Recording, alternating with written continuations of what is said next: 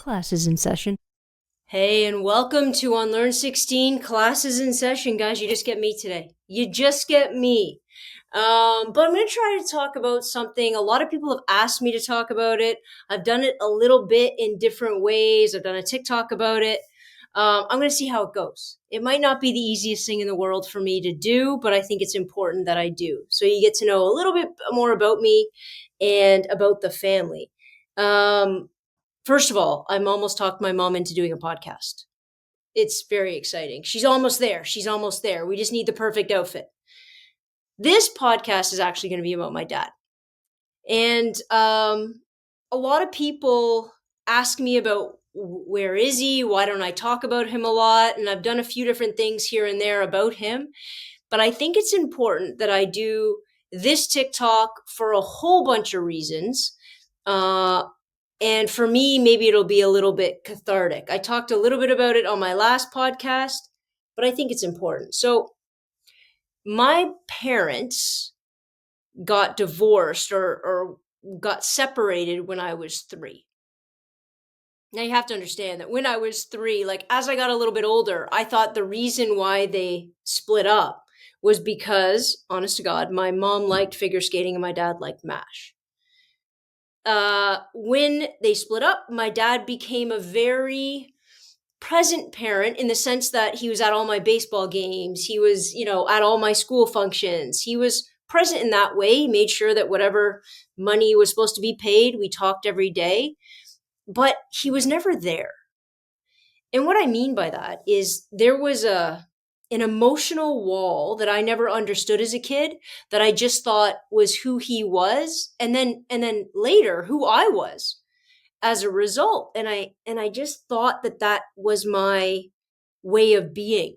So I was very emotionally limited. I know you guys have heard me tell stories before about my dad and about us being out together, and he never really he wasn't a big expression guy, right? He told a very long story, very methodical. Maybe that's where I get my stories from. Um, but he wasn't very much in touch with his emotions. So when my dad wouldn't get upset, he wouldn't get angry, he wouldn't laugh. There was nothing big. In retrospect, obviously, there were some serious mental health issues. And when it comes to his side of the family, it's clear as day that there was some serious mental health issues. I'm not going to go through all of their different things, but I remember as a kid, when my parents got divorced, my mom would always come with me to my grandparents on my dad's side. She would always come with me to that house to, Christmas or to whatever birthday stuff, whatever we were doing there. And my mom, I'd never want to go. I'd never want to go. There was like this feeling in the pit of my stomach where I just wouldn't want to go. And I would become an adult, and I mean an adult in my 30s, before I realized some of the stuff that went on in that house and why I felt the way I did. And I didn't know, and my mom didn't know. And but my dad always battled with that, to the point where one time we were at his friend's house, and I was playing with his friend's kids, and they were playing cards. The adults were playing cards and the kids, and I heard my dad laugh. And when I heard my dad laugh, I lost like a big kind of guttural, big laugh. I lost my mind. I lost my mind. I called my mom. I said, Dad's drunk.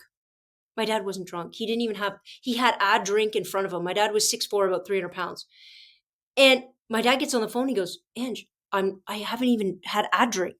I'm not drunk. And I said, but I heard him laugh. And my dad ended up driving me home that night because I was adamant. I was adamant.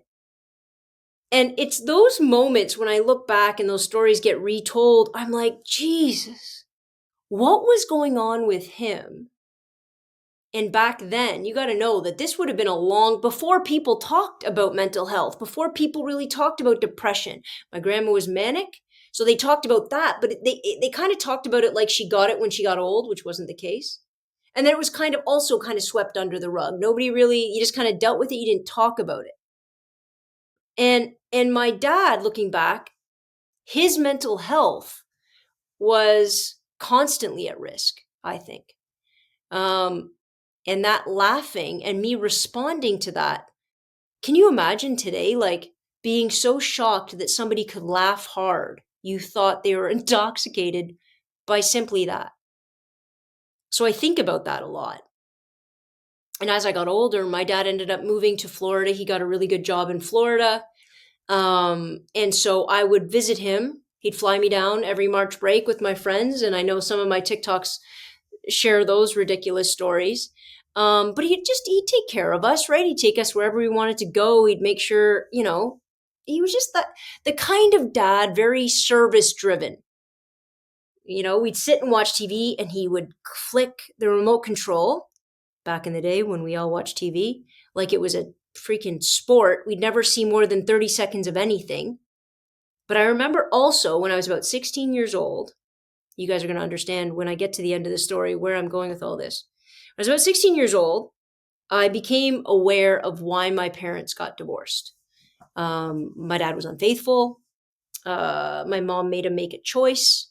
My mom says to this day that if she gave him an out, and in giving him the out, she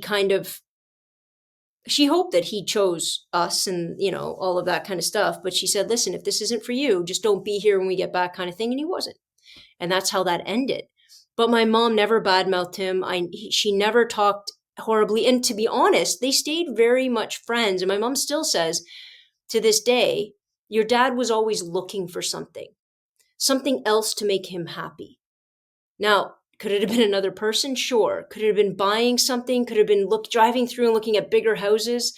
It was like everything he did was externally driven to fill something that I think we as a society now see as being a level of, I would say depression.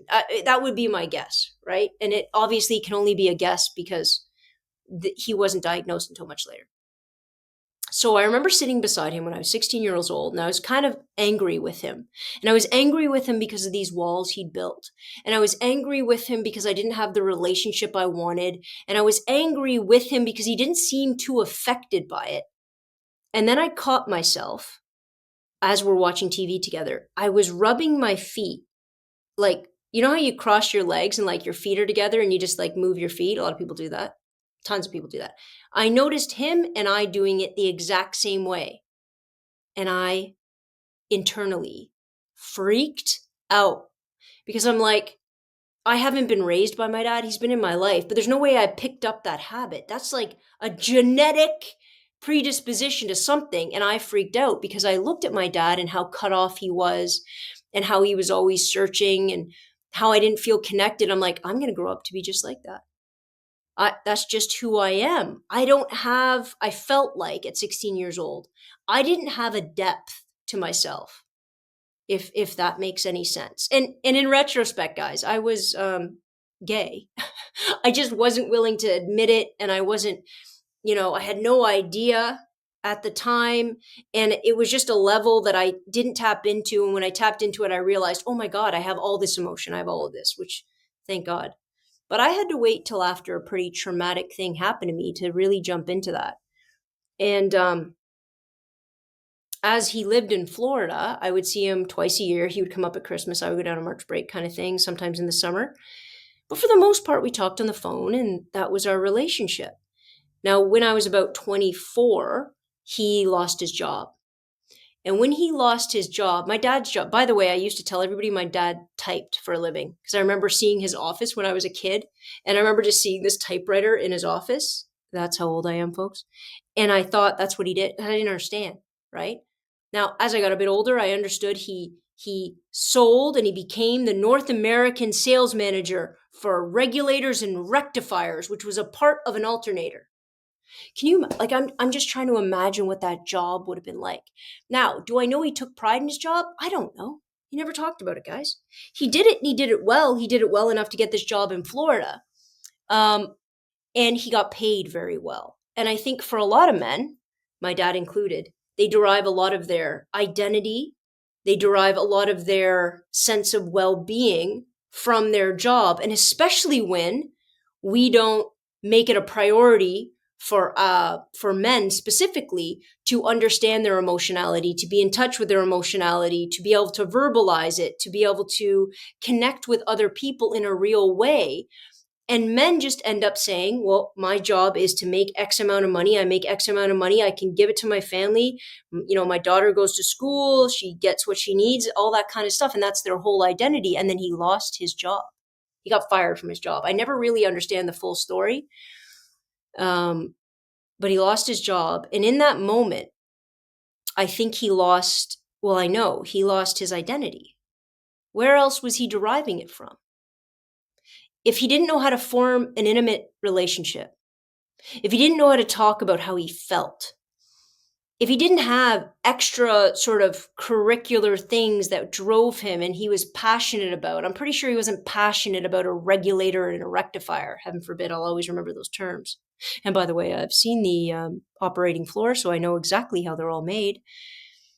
But if that was his identity and then it was stripped away, and the way that he lost his job, he kind of went head to head with the boss's son-in-law, and that never plays out. One of them had to go, and it was going to be my dad. And then when he went, he was, guys, I guess he was my age, which is kind of crazy.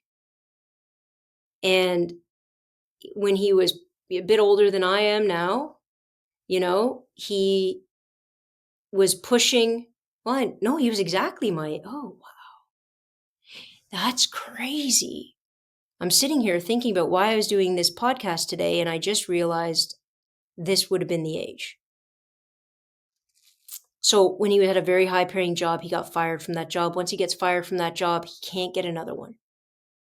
And when he can't get another one, I think the depression he dropped into was all-encompassing. Because whatever, let's say, level of mental uncertainty or mental health issues he dealt with before that he could mitigate by having a really good job and serving this particular role, he no longer had it. And when it evaporated, he just fell into a depression. Now, here's the problem. He was in Florida. He had a new wife. Of course, I wasn't a fan. He had a new wife, but I had no idea. My mom had no idea of how bad it had gotten, right? He was unemployed for about a year.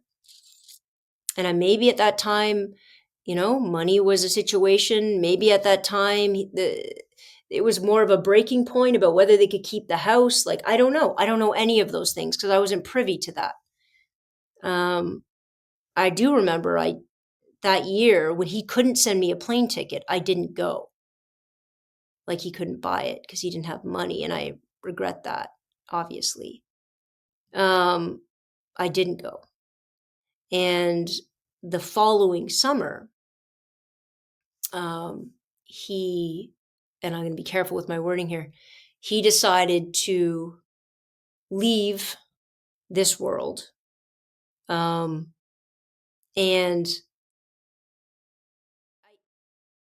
at this point, I can see it as a reflection. Apparently, I'll come back to sort of what happened there, because when I found out, I remember I was at a Blue Jay game with a guy I'd been seeing. Yes, a guy I'd been seeing. And we came back to my house, and everybody was at my house. My mom, my uncle, my aunt. I pulled in, all these cars are in the driveway. I'm like, what's going on? I come in and I look around, everybody's quiet and just looks at me. And Adam was with me at the door, and he's like, my mom's like, Adam, you should go home, because he was going to come in. He's like, okay. And so he goes home, and I'm looking around like, what's going on right now? And everything got real quiet. And I thought something happened to my cat, which you think the whole family comes over for that. And then I thought something happened to one of my grandparents, my grandpa specifically. And I'm like, what? And then my mom came closer to me. I go, I don't want to talk. Like, I literally backed her. I'm like, I don't want any part of this. And I was laughing, going, get away from me. What are you doing? What are you doing? And my mom told me that my dad had passed. And she very quickly told me how. And guys, before I had been so angry with him, and I kind of thought, what would it be like if he wasn't in my life? It really wouldn't matter to me. Like, I had all those horrible thoughts as a kid, right? Like, oh, he doesn't even really want to be. And then as I figure that out or whatever, I pretty much just crumble. I cry for a very long time, and then I'm just numb. absolutely numb. And I sit at my kitchen table, and my mom calls my best friend, and my best friend at the time, Natalie, came over. And I remember she sat across from me at that kitchen table for, guys, 5 hours. And we sat in dead silence. We didn't talk about it. We didn't talk about anything. We just sat there. To this day, I always, when I speak to her, I always remind her of that very, very beautiful support that I didn't even know I needed in that capacity. And so all of this happened. I took time off work, and I'm like, I don't want to go anywhere. I was angry. I was sad. Um, and my mom had told me how it happened. I'm not going to delve into that here, but let me just say that it was uncharacteristic of my dad. My dad is the kind of guy that he took my mom to see The Exorcist, and when they showed the needle in the neck and the blood spurting in the movie, my dad, 6'4", 300 pounds, passed out. So that's who my dad was. So for him to do what he did in the way in which he did it, all I could think at some point is he couldn't have been in his right mind. If he was in his right mind, he would have passed out first, right? He would have passed out first. And the rest of the summer was painful. And then I go back to school. I have to go back to university. I go off to university, and I was in my third year. And I go back to university, and everything's just hard.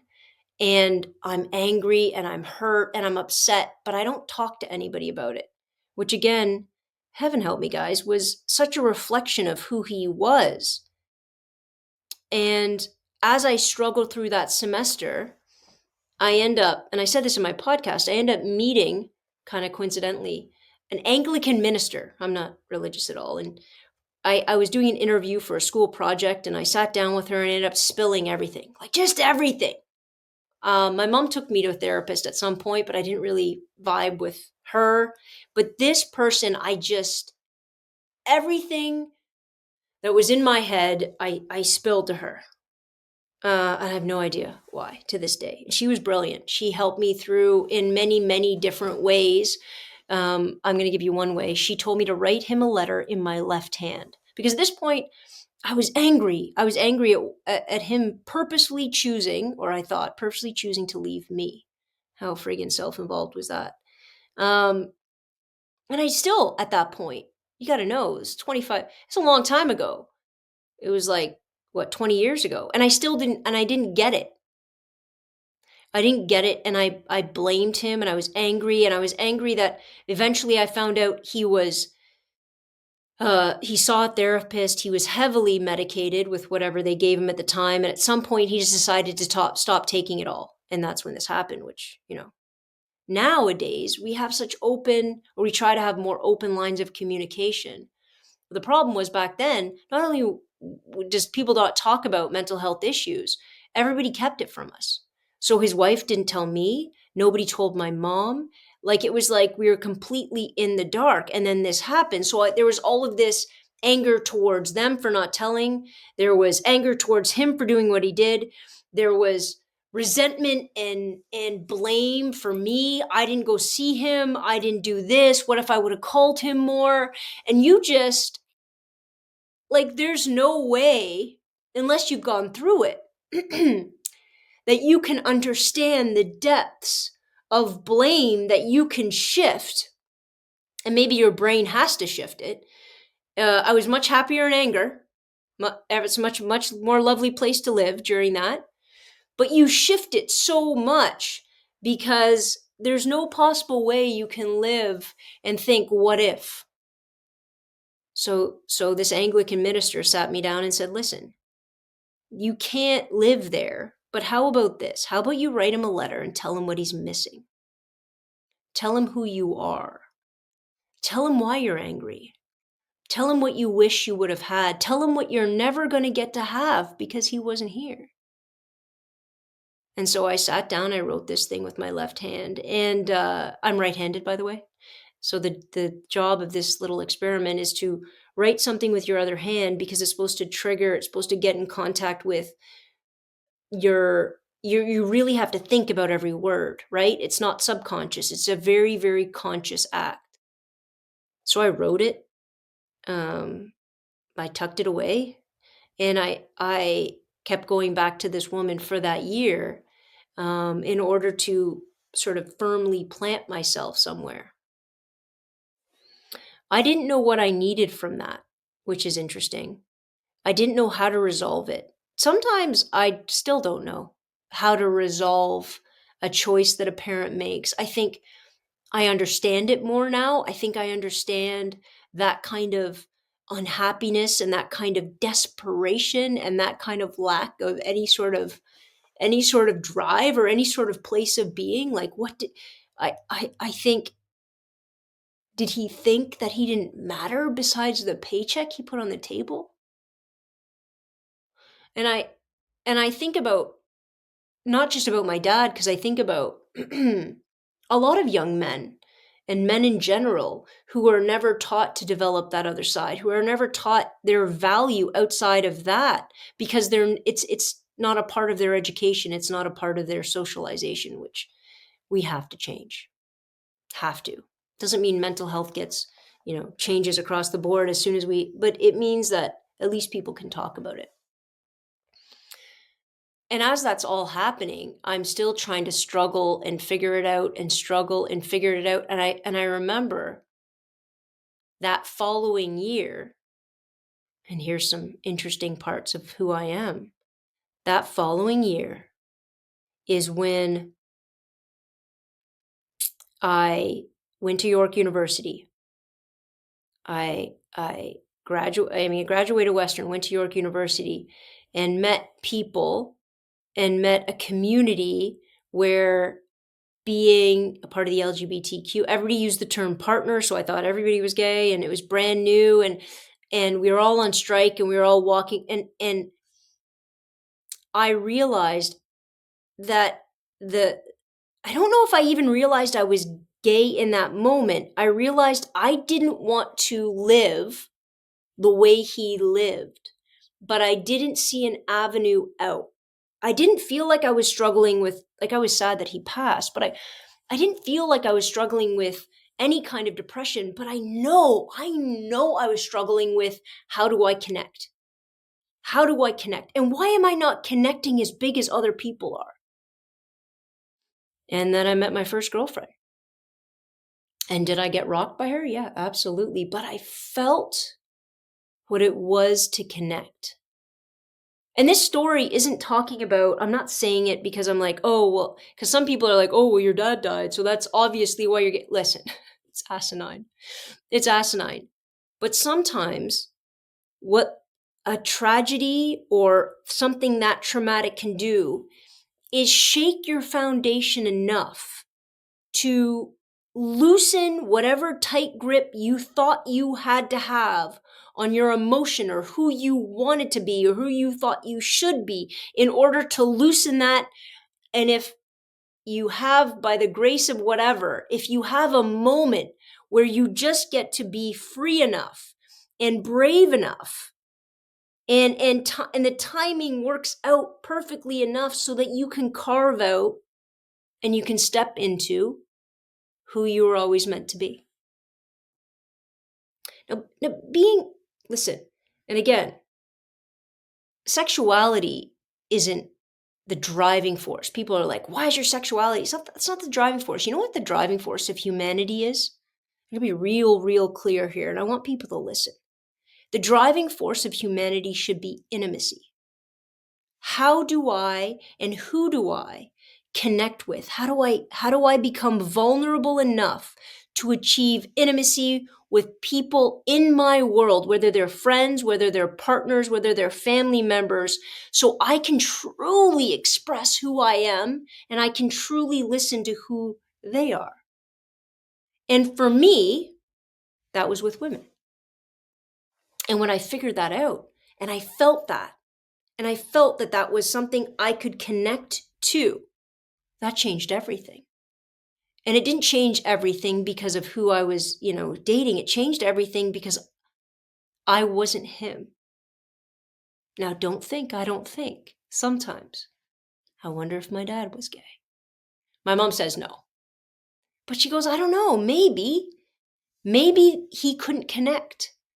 Maybe he couldn't. Maybe there was something stopping him. Maybe that wasn't just, because if we're all searching for ways to connect, and when we can't figure it out, maybe that's the thing that stands in our way of being happy. And if it stands in the way of that kind of fulfillment and that kind of connection, maybe that's at the root. I'm not saying of all mental health issues, and please don't think I'm boiling everything down to one thing. But I will say this. I think the human soul, the spirit, the whatever you want to call it, needs to feel connected. And if they're not connected, I think there is danger in that level of isolation that is so incredibly dangerous that I think it leads and it can spiral out of turn real quick. So when I talk about my dad, and when I talk about what I saw that was missing, and when I talk about what happened to him and how I could have or would have wanted to stop it, when I talk about all of those different facets that go into it, the reason why I want to talk about it is going through trauma, if you're paying attention, as horrible as it is, and guys, will shake something loose for you to step into something potentially more beautiful. Because you're going to be so shaken, you're going to let go of what you think and just do what you feel. And if we did what we felt more often without the expectation of somebody else, without the control of somebody else and the media and this and that, whatever, and we stepped into it, I think the idea of being a whole person becomes a lot more achievable. And then we have to think of how do we connect with people. And what I'm looking at today, and I'm looking at the anger and the animosity, especially the anger and animosity focused towards, the LGBTQ community, the trans community, and the drag community, just this vitriol. And all I want to do is shake people and say, all you need to do is connect with these people. Stop trying to control who somebody is and start paving the damn way to allow them to figure it out. I mean, that's it. You want to know the secret of life? That's it. That's it. Find ways to be intimately connected with people. And by intimacy, I hope you guys understand what I'm saying. I'm not talking about sex. I'm talking about vulnerability and authenticity. If you can find a way to sit in a room and be vulnerable and authentic, and then hear somebody else's vulnerability and authenticity, if we could do that with more people, so much fades away and melts away. All that anger, all that animosity, because you've stopped trying to control. Our only parameter should be, don't hurt anybody. Be who you are, don't hurt anybody. And I think if he could have talked about that, if I could have known he needed to, if I could have known how to express it to myself, if I could have had that conversation in my high school classroom, if he could have had that conversation in his work, if his wife could have told my mom, if, all that, guys, the amount of ifs that roll around in my head are significant. So when I see people not connecting, when I see, and I'm a teacher, obviously, so when I see students ostracized or limited or closed off and they can't find that way, to me, it is the most dangerous thing. To me, it is the thing that limits everybody in our society. And how dare we stand by and magnify that ostracization or ignore it. How dare we? And whether that is somebody in your family, and whether that is somebody, passing on the street, or a student you teach, or a coworker. I'm not saying you can, and also understand, I'm not saying you can save people. I'm not saying that at all. And I'm not saying everybody, this is the only issue in our society. Look, none of what I've been talking about. This is such, all my podcasts are subjective, but you got to understand, I've been rambling through this because it's a very hard thing to talk about. But it is such a subjective conversation about a particular thing in a lesson I learned. So please understand, I am not trying to put this on everybody in the world that's ever had a mental health issue.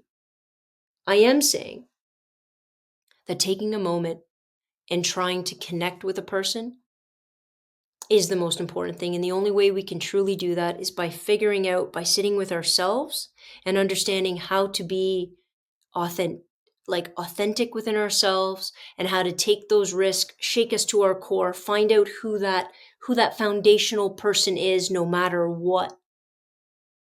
And that is the most important thing you can do, and walk out to this world, and then make sure that when you see somebody who needs that 3 seconds of your time, you give it.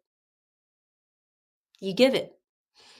And then understand, at the end of the day, that is the most you can do. You can't save everybody. I try to tell myself all the time, there's probably nothing I could have done. You notice how I still put that word probably in there? I still can't help that. But you're not everybody's savior.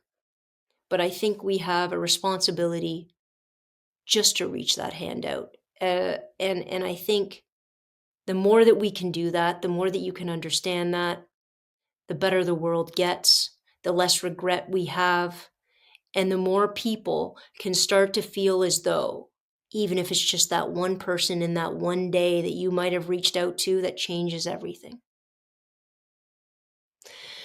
Well, thank you for sitting with me for this very heavy topic. If you guys want to ask questions, I realize that this podcast wasn't as linear, maybe, as I would have liked it to be. If you have questions, if you want me to talk about this some more, I will.